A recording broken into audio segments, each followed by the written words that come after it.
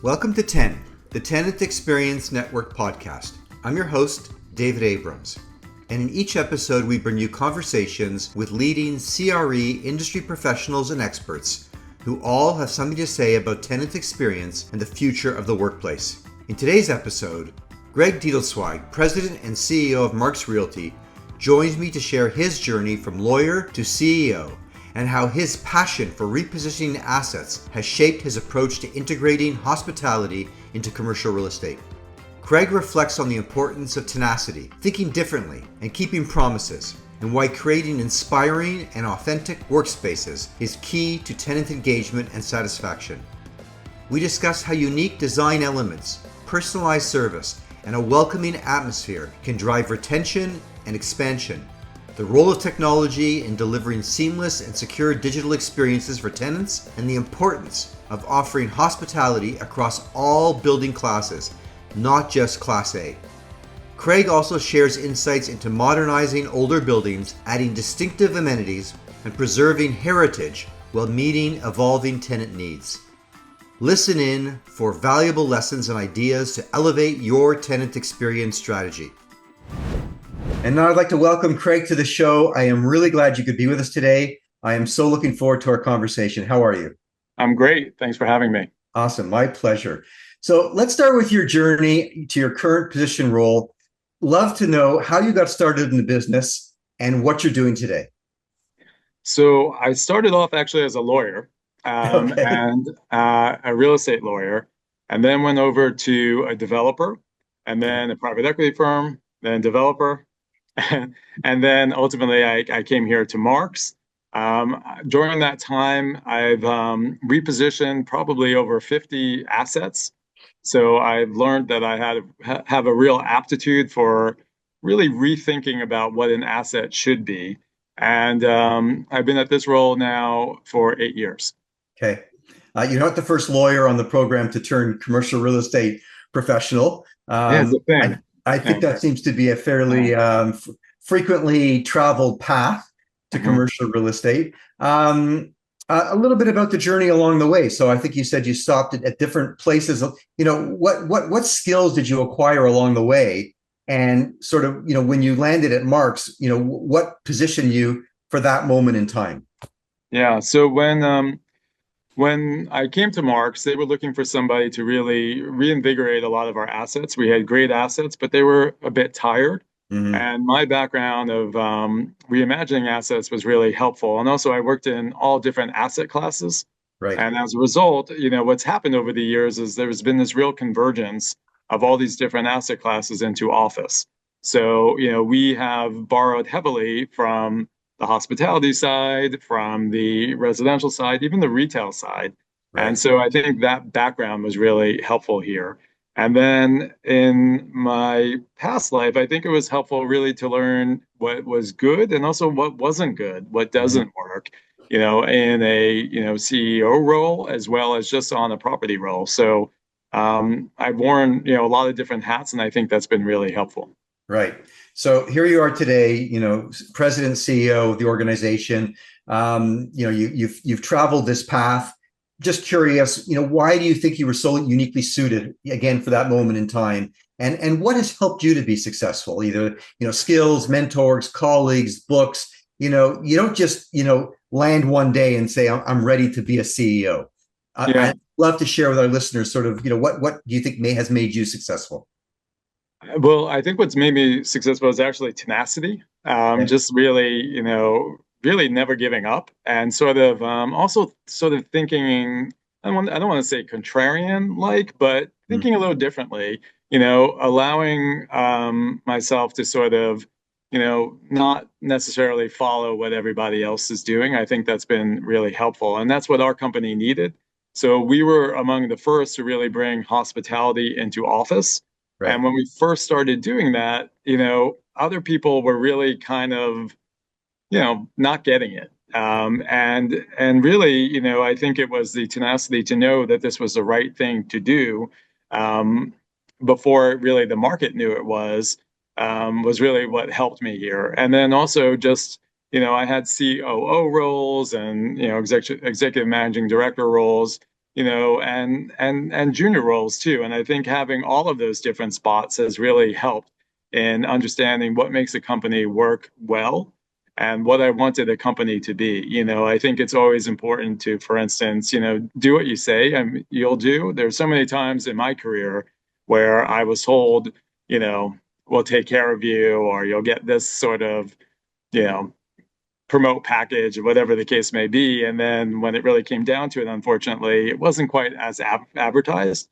And so I definitely didn't want to be that person, Right. So I think that's sort of been a real part of my success as well in finding and attracting and retaining great talent is, making sure that they know when I say something, I'm going to do it. You're true to your word. And not just internally, but even, for our partners, it's just the most important thing. And I think I've learned that throughout my career too. Sometimes from, what not to do is almost as important as what to do. Agreed, agreed. And I love the understanding and role or the understanding that you've had and bringing hospitality into commercial real estate into office. And it sounds like well before a lot of your peers did, and even still to this day. And we'll talk more about this. It's still not everywhere, so you're still Oh, ahead of the curve, right? mhm. So, today I'm super interested in discussing, and interested in this whole notion of how commercial real estate is continuing to evolve and better meet the needs of our end users, and how we're looking at technology. And obviously, both of these converge in terms of how customer experience is really helping to define and support making what we call places destinations of choice, a place where people want to be. They don't have to be there. We've learned we can work from anywhere. And how do we continue to bring people back to the physical workplace? So my thinking is the real winners in this transformation are going to be those that seamlessly merge this whole notion of experience with sort of workplace design, functionality, technology. So just wondering, what are your thoughts currently on the state of the industry, particularly office, and how you been continuing to adapt to this, fast-paced transformation that we're experiencing? So we've been bringing hospitality into office well before COVID. And it worked before COVID, but then when COVID happened and in the post-COVID world, it became even more important. So it really Mm-hmm. accelerated. And so what we find is that today's tenants really want an experience in the office. And it's for the reasons you've said, they can work from anywhere. So, employers really want their employees to love coming to work and Right. for it to be a more, what's the word I'm thinking of? Like more inspiring space, and make them help them do their best work in these spaces. So what makes us really happy is when we see our tenants, these employees coming in early and they're having a coffee outside on our terrace, or they're staying late and they're having a pizza party or bringing wine on, to our lounge floor, and they're using all of our spaces for events and hosting, outsiders, or even having internal meetings. And you could see they're just really thriving. And as what we also are seeing at the building I'm in now, which is 10 Grand Central, we've actually had 14 tenants either expand or are in the process of expanding this year.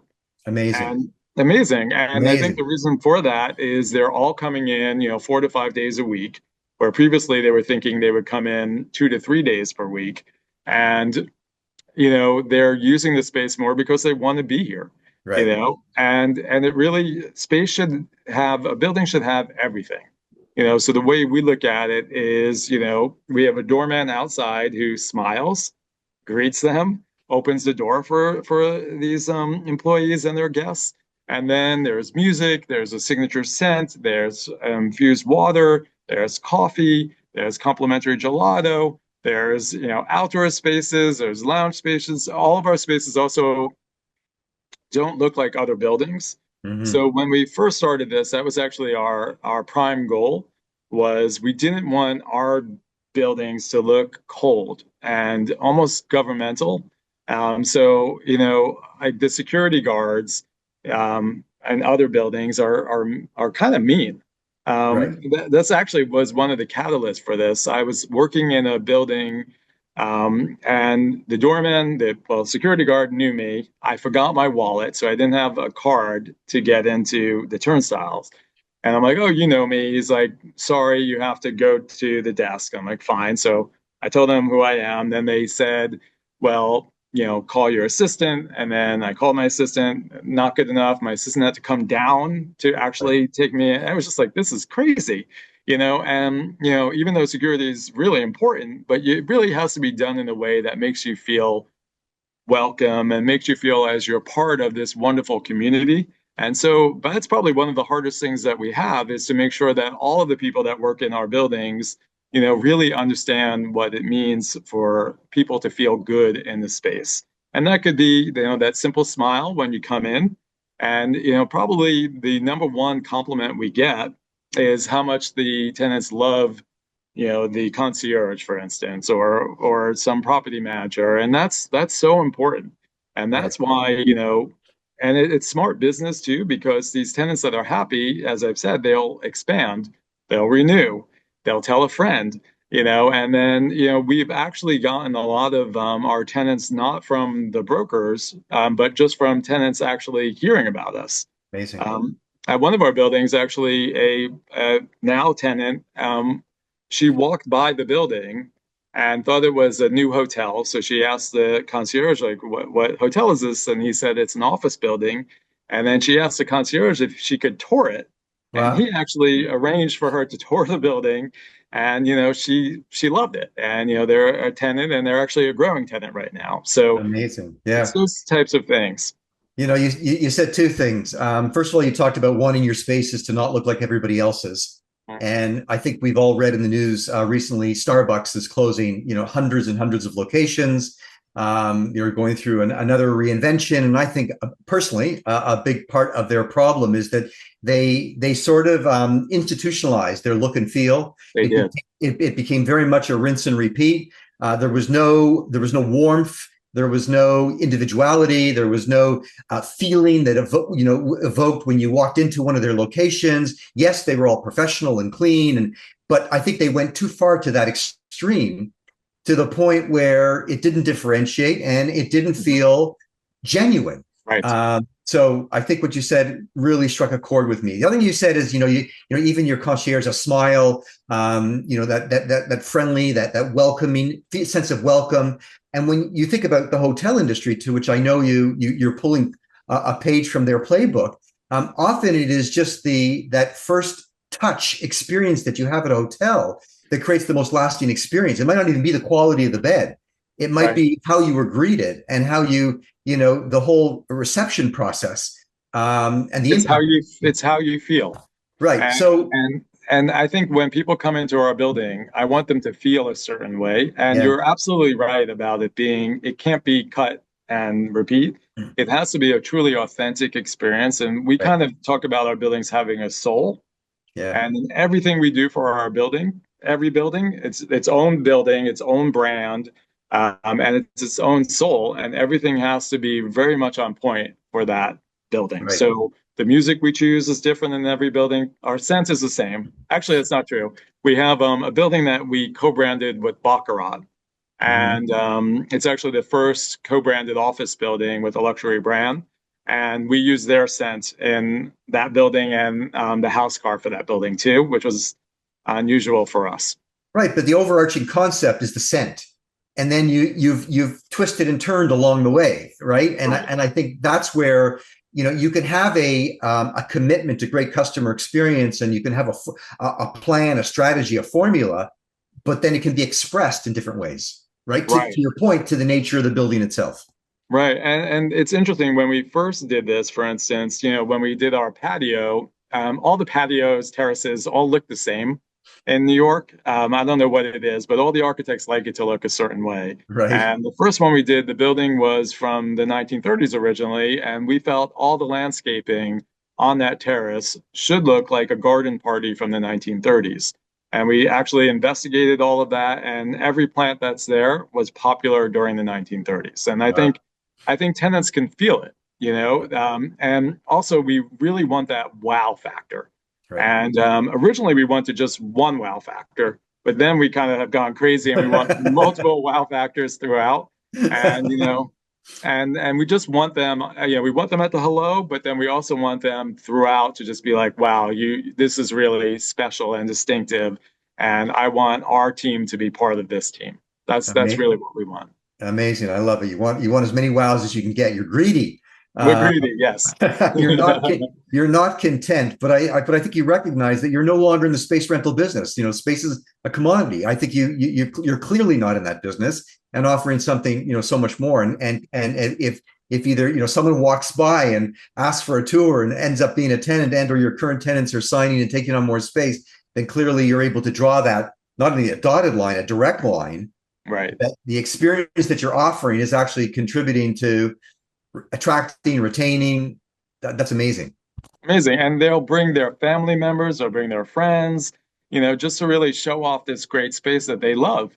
And you're Right. in this space so much more than you're in your home space. So you should love your space. Yeah.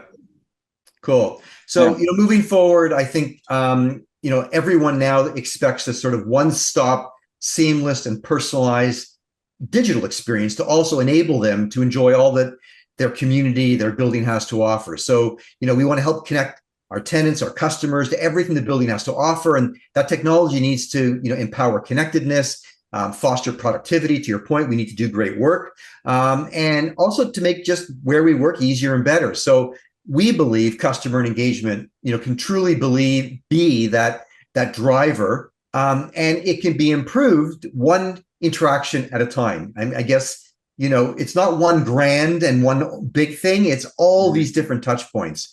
So, from a building technology perspective, what do you think is working well? What do you think is not working at all? What could we do better? Yeah. So we have an app in all of our buildings, and I think it does work well. It has everything that we offer.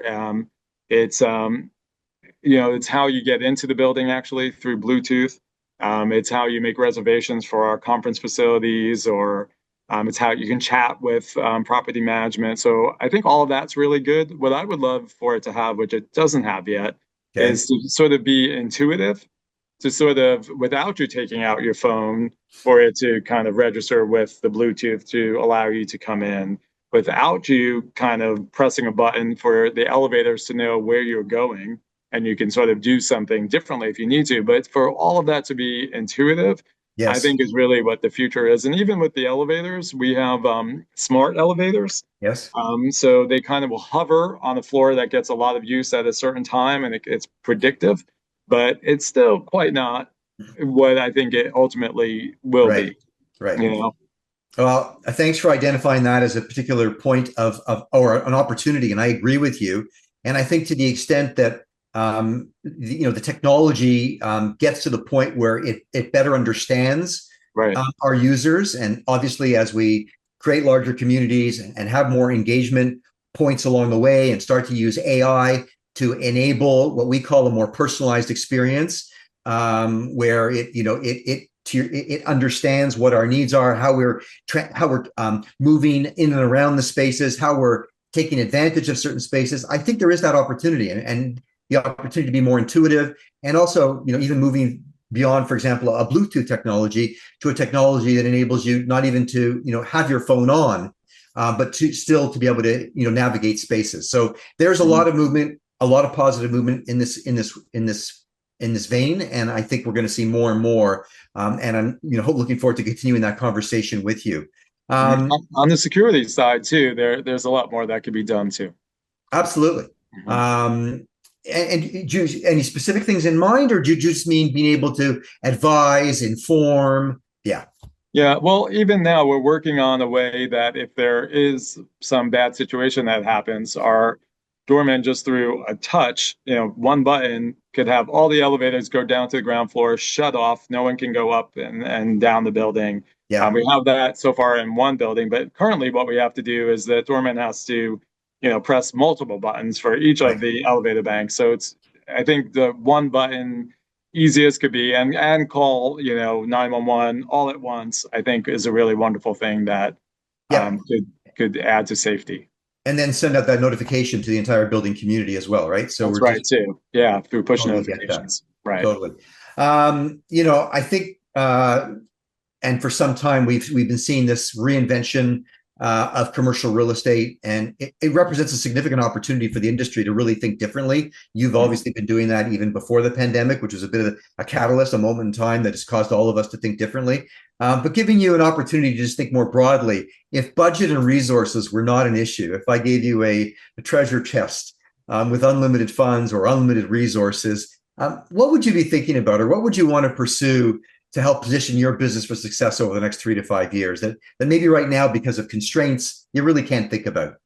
You know what? We don't have constraints. We Okay. actually are doing that now. Okay. Yeah, like we are making sure that the experience that our tenants have is first rate and really not available anywhere else. So Right. we are doing that right now. One of the things that we're about to introduce is we're doing a speakeasy in one of our buildings, and it's really kind of cool. So tenants will have VIP access, and that will be through technology that they will know that they can have access into the space. And then Right. outsiders come in literally through the loading dock.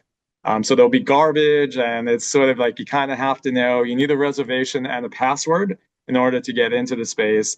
And then it's being run by one of the best speakeasy bar operators. And I think that's also the next level, where it can really keep people into the space at night. They can all congregate together, bring in their colleagues and friends. So I think that's another amenity that's not really out there yet that I think will be, next level. Very cool. I got to make sure I get an invitation to that event. That sounds right up my alley. I will send you one. Let's take a short commercial break, and we will be right back.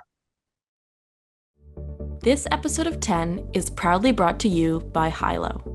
Hilo is a rapid deployment workplace engagement platform for the hybrid world that enables building operators to connect to their tenants, whether they are at work, at home, or anywhere in between.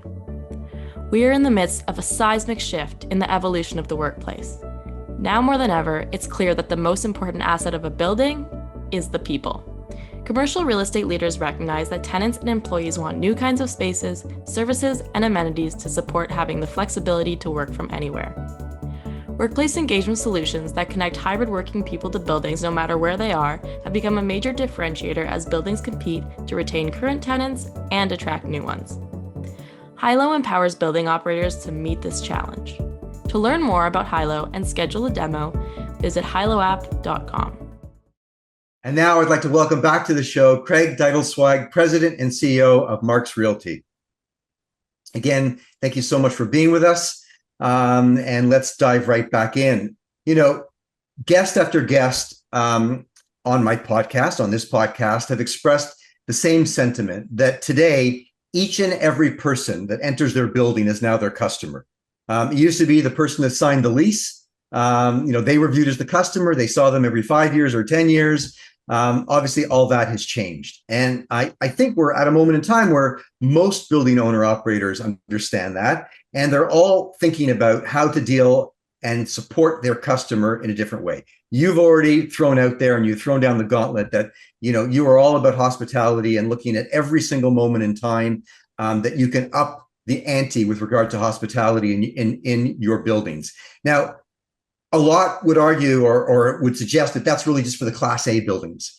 And I would argue differently. I think that the ability to introduce new hospitality, particularly through technology, the technology can help sort of make it more accessible, can be for the entire industry, regardless of class of building, that you don't need just shiny amenities to be and deliver great hospitality. And so sort of technology can be that equalizer. What are your thoughts on the industry as a whole moving towards this hospitality sort of approach? Is it only for Class A? Do B and or C have an opportunity to truly differentiate? Not everybody wants the newest and shiniest. Not everybody wants to be in a 50-floor building. Some people would prefer an old brick and beam, 10-floor building, maybe smaller floor plates. And that's the feeling that they want. So what are your thoughts on how hospitality equalizes and maybe can be help make Class B and C as great as Class A? Yeah, so it's interesting. So you're right. So many landlords now talk about hospitality, but I sometimes wonder if they're just talking, right? Or do they really mean it? And I'm not sure they all do. I think to so many landlords, it's actually a check the box type of Right. situation where, is there a lounge? Check. But, it's not just creating a lounge, it's creating a lounge that people want to be in, Yes. and that makes you feel good and that's warm and inviting and has all these, special elements to it.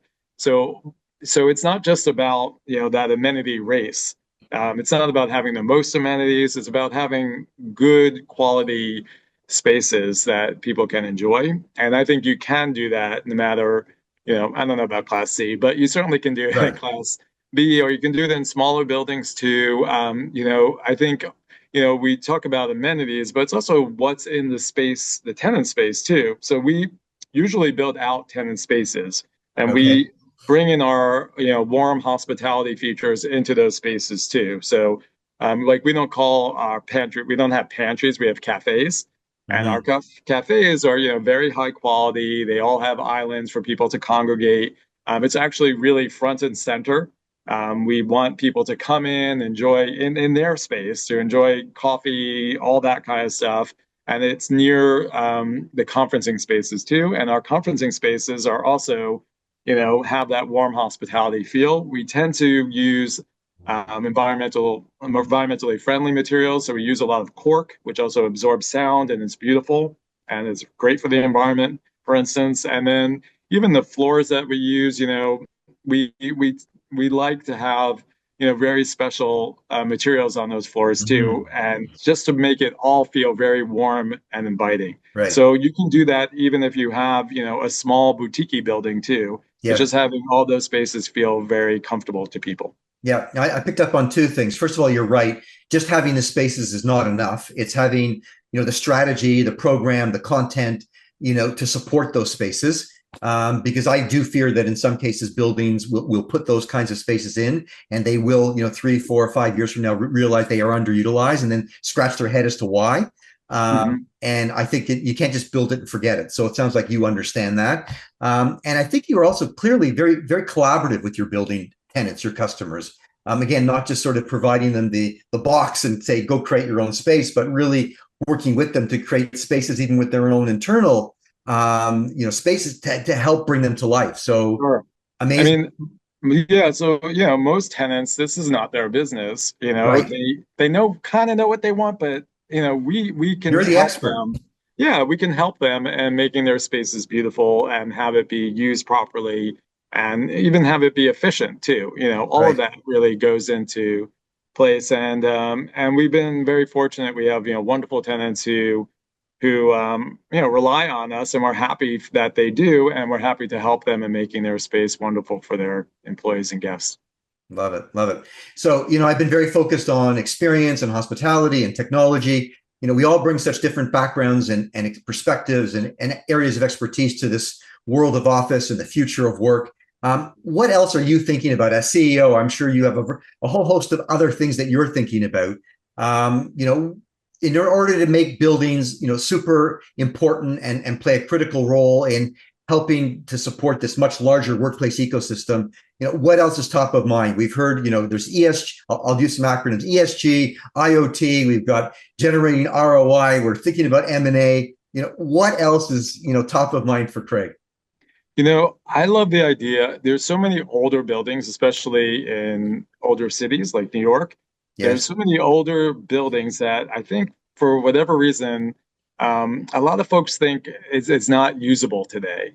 And in Right. my mind, some of these older buildings, just like some of the best hotels are hotels that have heritage to them. A lot of these older buildings have that heritage, and you could bring that out, and it's great for the environment. And because you're not tearing down the building or you're not gutting it, all that kind of stuff. If you could figure out a way to modernize those buildings, which we've done, Mm-hmm. I think that is really so important to cities, because tenants need great space, and not everybody wants sort of the glass and steel that can feel Right. very cold. Some Right. of our buildings that are glass and steel, we've had the hardest time in kind of formulating how to make this building feel warm and special and distinctive.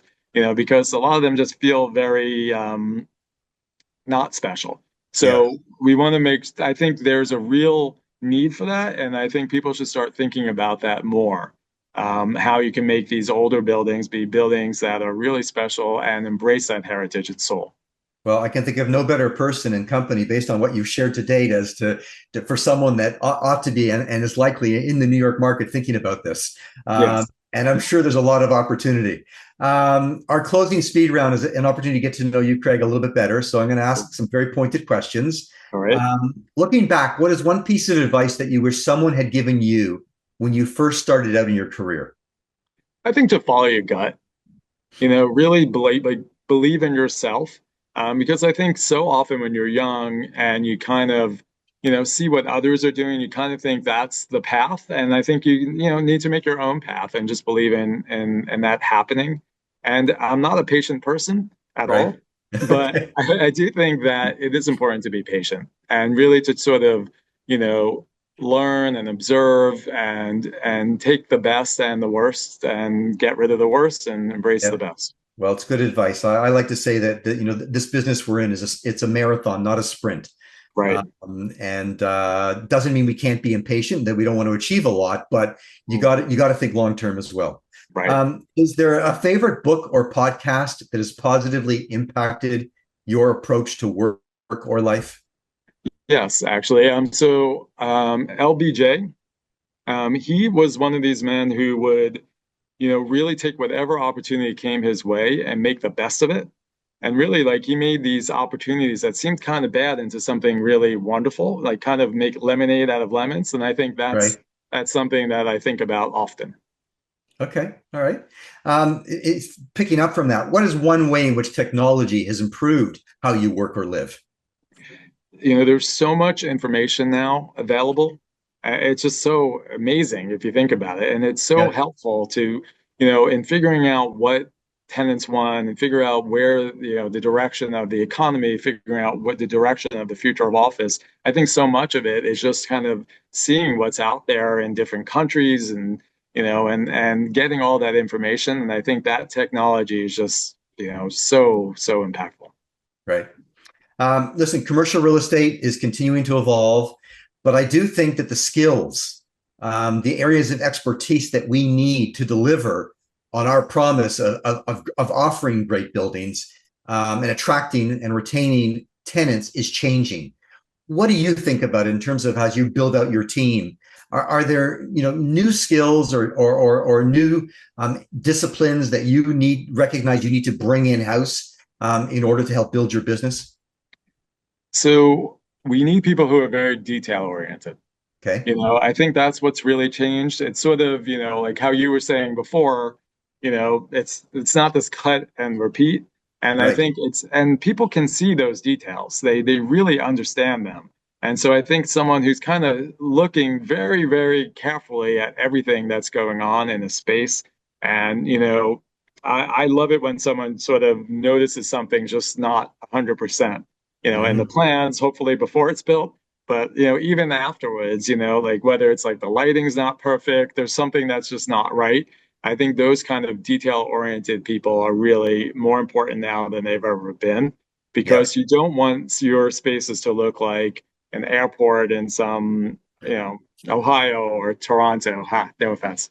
You know what I mean? Like, you want it to really feel like, if it's in New York, you want it to feel like a New York sensibility and New York style. If it's in DC, you want it to have a DC style, and really understanding that. And I think that's something that even with all this technology, you need that individual approach to make that happen. I love it. I think that's great. That's great advice. If you were not doing what you're doing right now, what would you be doing instead?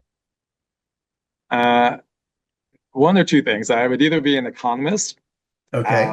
I really just love that. Or I would be a landscape architect. I just love getting my hands dirty. I go crazy with anything landscape. Okay, those are pretty different options. Yes. Amazing. Well, Craig, thank you so much for sharing your thoughts, your insights, your expertise, the way in which you approach your business, the way you're building your business. I love it. We're obviously huge proponents of delivering great experience and this whole notion of hospitality in office and the way in which to enable and to utilize technology to further that offering. So love the conversation, love your energy, your passion, And I look forward to continuing the conversation. Thank you so much. Same here. A real pleasure. Great. Thank you. That's a wrap on today's episode of 10. I want to thank Craig for joining me on the program. If you enjoyed this episode, don't forget to subscribe and leave a review. It helps others find the show. Thank you for listening, and until next time, I wish you all continued success in building community where you work and live.